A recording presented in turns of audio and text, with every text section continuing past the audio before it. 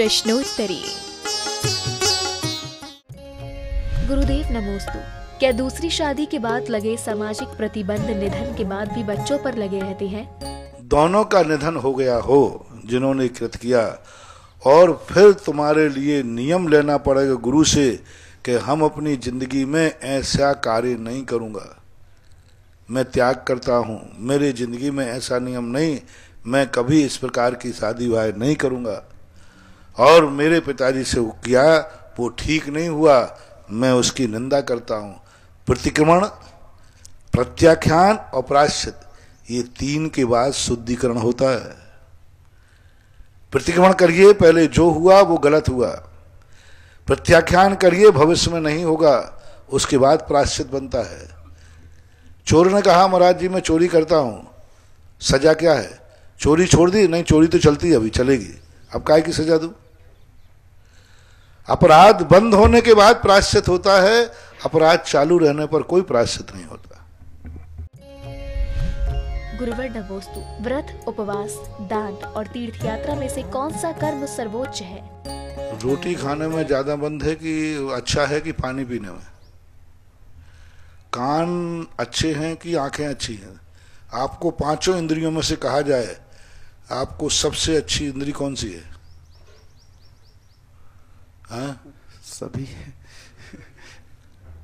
अब मैं फिर पूछ लूंगा, तुम कहोगे अंधे से पूछो आंख की कीमत क्या है, बहरे से पूछो कि कान की कीमत क्या है, गूंगे से पूछो कि आवाज की कीमत क्या है, लंगड़े से पूछो कि पैर की कीमत क्या है।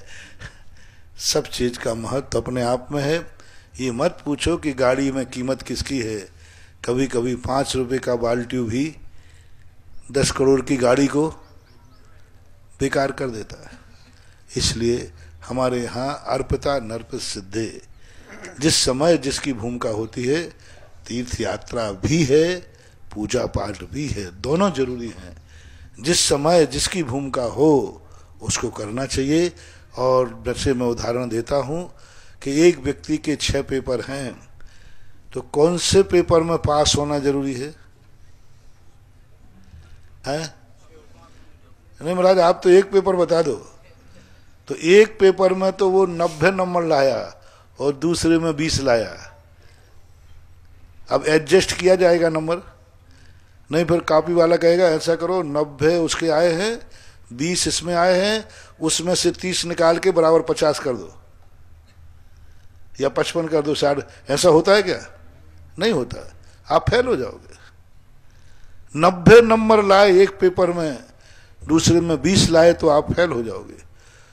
और उसमें 90 ना ला करके सभी में 50 कर लेते तो पास हो जाते। बस ये पेपर का उदाहरण सदा ध्यान रखा करो। किसी भी कार्य करते समय कौन मूल्यवान है कौन निर्मूल है, सबकी कीमत सबका मूल्य अपने अपने स्थान पर सबका महत्वपूर्ण है। आप लोग थोड़ा सा गड़बड़ करने लगे हैं कि एक सही सब में समुच्चय पूजा आप करते हैं। आपको ऐसी दशा होना जैसे वो 9 रत्न की कोई अंगूठी पहन ले ना, तो कहीं का नहीं रहता, क्योंकि परस्पर में क्रॉस हो गया। आप लोग समझे गुरु पूजा का फल अलग था, देव पूजा का फल अलग था, सिद्ध भगवान की पूजा का फल अलग था, अकृत्रिम चैत्यालय की पूजा का फल अलग था, विद्यमान 20 तीर्थंकर पूजा का फल अलग था। तुमने एक फल में ही सब निपटा दे, समुच्चय पूजा।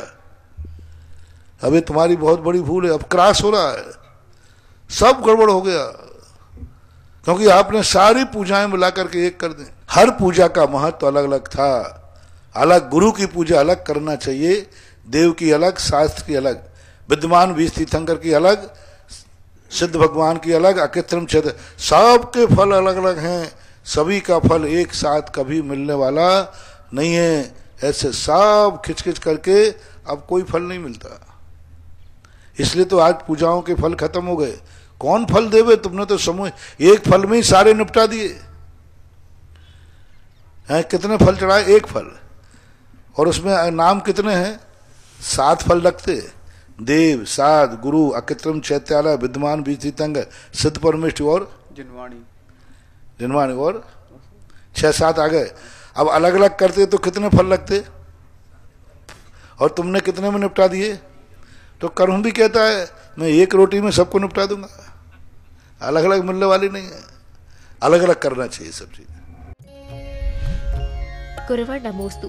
चंदनबाला भगवान महावीर को आहार दान कराने के समय जेल में थी, तो उनकी काय शुद्धि कैसे हुई होगी? ये सारे अपवाद कथन हैं।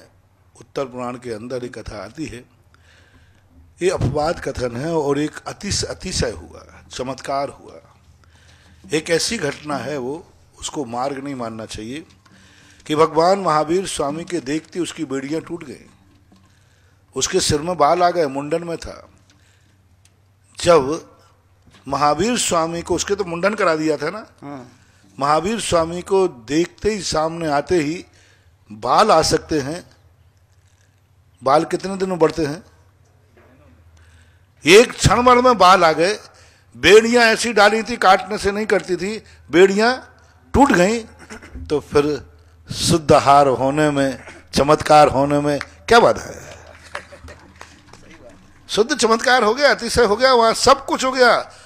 जब बाल आ सकते हैं एक क्षण में, बेड़ियां टूट सकती हैं, तो कमरा शुद्ध हो सकता है, बंधनवारा भी बन सकता है, चौका भी आ सकता है, कलश भी आ सकता है, नारियल भी आ सकता है, कुएं का शुद्ध पानी भी आ सकता है। ये कौन सी बड़ी बात है?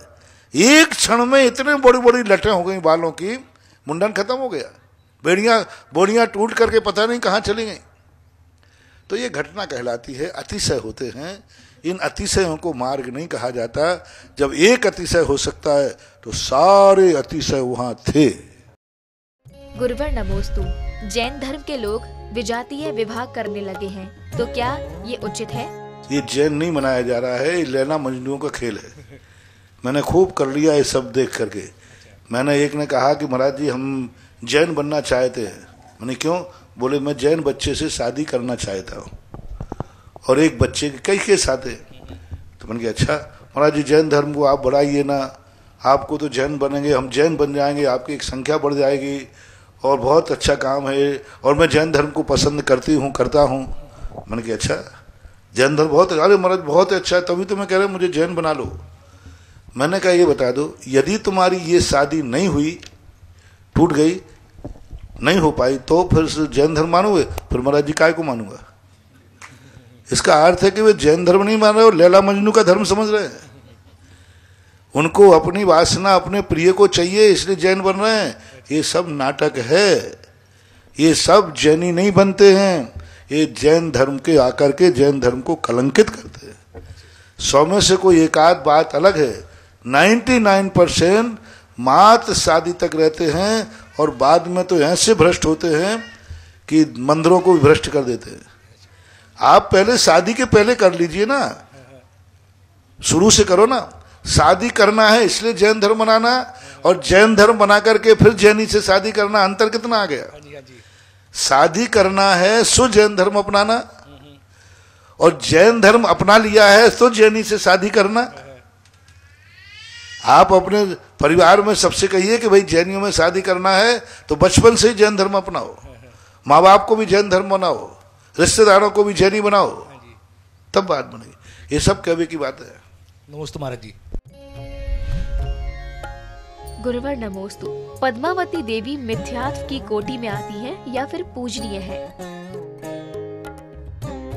पद्मावती तो एक जीव है, उसको मिथ्या कैसे कहूं? वो तो जीव है एक देवगति का। तो फिर महाराज जी उसकी पूजा मिथ्या है।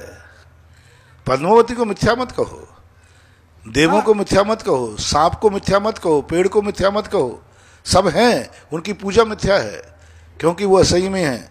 उनके 5 पापों में से एक भी पाप का त्याग नहीं है। असंयम होने से पूज्यवर कुंद स्वामी ने कहा असंजदो न बंदी दब्बो। असंयम व्यक्ति वंदनीय नहीं है, पूजा के योग्य नहीं है। वो शक्ति में भरी बड़ी है लेकिन वो पूजा के योग्य नहीं होते हैं क्योंकि वो असंयम है। आपके जैसे पति पत्नी रहते हैं ऐसे ही वो सामान है। आपके घर में जैसे पति पत्नी स्त्री रहते हैं ऐसी देवी देवता ऐसे ही रहते हैं, वे पूजा की कोटि में नहीं आते। पूजना मिथ्यात्। कई स्थानों पर मैं विहार करता हूँ, चतुर्मास करता हूँ, और वहाँ उनकी पूजा होती तो मैं क्या करूँ, कोर्ट केस करूँ? क्या आचार्य श्री ने कभी कहा है? नहीं, मान लो कई स्थानों पर मुझे चतुर्मास करता हूँ और विहार करते उन मंदिरों में रुकता हूँ और वहीं नीचे जाकर के क्षेत्रपाल पद्मावती की पूजा होती है और मैं वहीं बैठा हूँ, तो क्या करूँ, डंडा लेके पहुँचूँ? हम साधु लोग इन सब चीज़ों में उपदेश ही दे सकते हैं। उपदेश मानना नहीं मानना मेरे सामने होता है।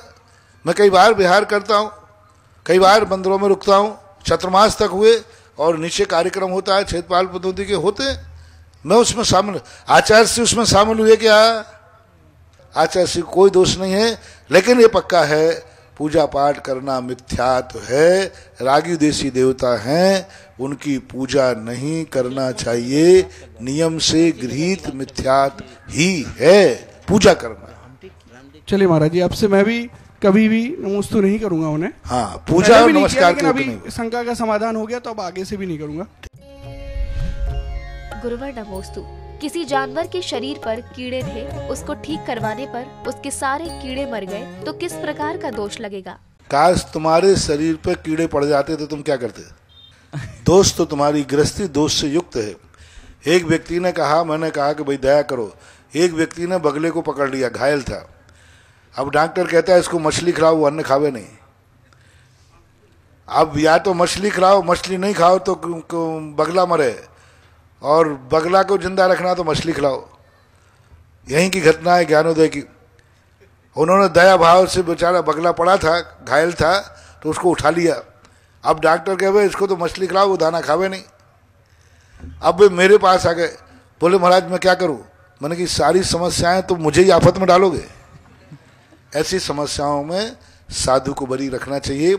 तुम कितने, तुम्हारे जीवन में कितने, अभी तुम्हारे लिए यदि सोने का बिस्कुट रखा होता, कीड़े पड़े होते उसमें चारों तरफ से, तो आप सोने का बिस्कुट छोड़ देते कि कीड़ों को कारण दे? बढ़िया, बिल्कुल गिननी है, चारों तरफ से कीड़े लगे हुए हैं, उसको उठाओगे तो कीड़ा मर जाएगा। क्या आप अपना व्यापार करते हैं, उसमें कितने कीड़े पड़ते, सब सामान फेंक देते हो? खेती करता है किसान, खेती करता है, कितने जीव मरते हैं, खेती करना छोड़ देता है। तो ये गृहस्थों के काम है, इनमें साधु ना हाँ कहेगा ना कहेगा, आपके गृहस्थ के काम है। साधुओं के वही प्रश्न पूछो जिसका जवाब साधु अपनी मर्यादा में दे सके। गुरुवर नमोस्तु। किसी की मृत्यु के बाद परिजनों को 13 दिन के बाद गांव की पंचायत यदि पूजन आदि पर प्रतिबंध लगाए तो क्या करना चाहिए? सहज मौत हुई है ना? हाँ, सहज मौत। सुसाइड तो नहीं है? नहीं, सहज मौत है। 13 दिन के बाद पूरा परिवार अभिषेक करे, पूजन करे, विधान करे, तीर्थ यात्रा करे, साधु हों तो आहार देवे, कोई पाबंदी नहीं है। 13 दिन से ऊपर जाते हैं तो ये गलत है। विधवा स्त्री भी 13 दिन के बाद आहार देने के योग्य है, पूजन अभिषेक के योग्य है। अभिषेक यानी अभिषेक तो वहाँ करते ही नहीं, महाराज को आहार दे सकते हैं। 13 दिन के बाद सब प्रकार की छूट है, कोई पाबंदी नहीं, और करना भी नहीं चाहिए। रूढ़ियों को मानना भी नहीं चाहिए, कभी नहीं मानना चाहिए कि 13 सालों तक, महीनों तक विधवा स्त्री मंदिर नहीं जा पाती, आहार नहीं दे पाती। नहीं, गलत परंपरा है, ये शोषण है, ये अत्याचार है।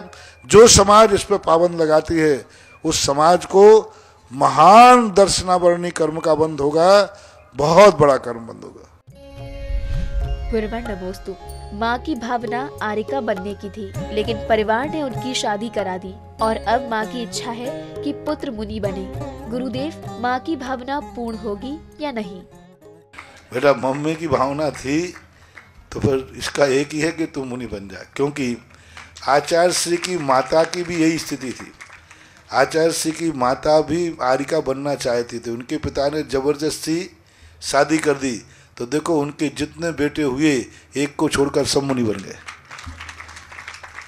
हाँ, तो ये तो होना ही चाहिए, कोई बात नहीं।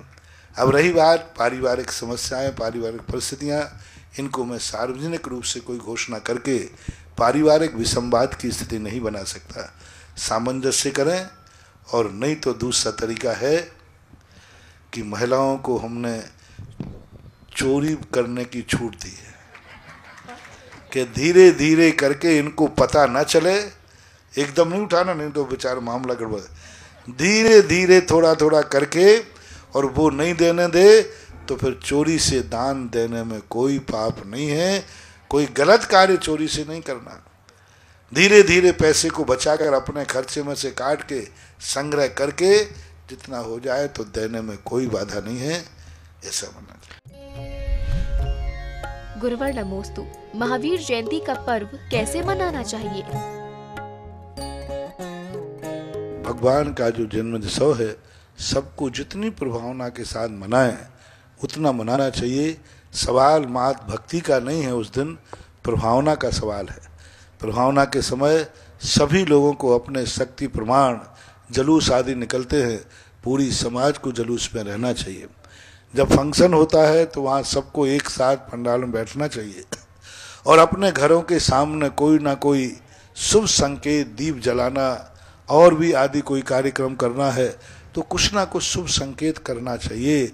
सारे जगत को दिखाना है कि महावीर स्वामी आज जन्म लिया था और सारे जगत को अहिंसा का शंखनाद किया था। गुरुवर नमोस्तु। 22 परिचय में निषधा परिचय होता है, उसमें उत्कुटी का आसन और वीरासन का प्रयोग क्या है? वीरासन उत्कुट आसन कहलाते हैं। ये विभिन्न प्रकार की आसन हैं, इस समय में लगा के नहीं बता पाऊंगा। साधु लोग समय समय पर इन आसनों पर ध्यान करते हैं। घुटनों के बल पर घुटनों को नीचे करके और पद्मासन पर बैठ जाना। अब ऐसे बैठे हैं, अब खड़े ऐसे घुटनों को नीचे करेंगे, घुटनों के बल पर सामायिक कर लेते हैं, प्रतिमा योग धारण कर लेते हैं। इसी प्रकार कुक्कुट आसन के समान आसन होती हैं। आसनों के नाम हैं, अब उसको ऐसे बताना संभव नहीं, लगा के ही बताया जा सकता है। साधु लोग लगाते हैं, वीरासन, कुक्कुट आसन, ये सब कहलाते हैं। गुरुवर नमोस्तु। मोक्ष जाने का अंतराय 6 माह का है, लेकिन एक समय को भी जन्म मरण का अंतराय नहीं पड़ा। इस तथ्य का तात्पर्य क्या है? जन्म और मरण में प्रति समय कोई ना कोई मरता है। अनंत जीव प्रति समय मरते हैं, प्रति समय जन्म लेते हैं, ये संसार का नियम है। लेकिन मोक्ष जाने के लिए 6 महीने का अंतराल पड़ता है। अब ये नियोग है, उसके लिए अपन क्या कर सकते हैं।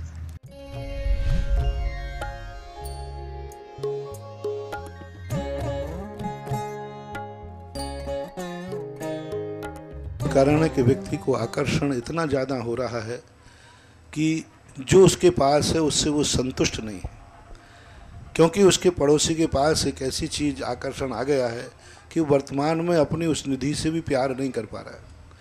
हर व्यक्ति अपने बच्चों से संतुष्ट नहीं, हर पति अपनी पत्नी से संतुष्ट नहीं, हर बेटा अपनी माँ से संतुष्ट नहीं, हर व्यक्ति अपने मकान से संतुष्ट नहीं, हर व्यक्ति अपनी गाड़ी से संतुष्ट नहीं, हर व्यक्ति अपनी भोजन की थाली से संतुष्ट नहीं, हर व्यक्ति भगवान से संतुष्ट नहीं, गुरु से संतुष्ट नहीं। वो यही देख रहा है शायद इससे अच्छा और कहीं हो। यही इच्छा उसकी वर्तमान में जो उसको मिला है उसके प्रति उसकी जो अनुभूति आनंद होना चाहिए वो नहीं ले पा रहा है।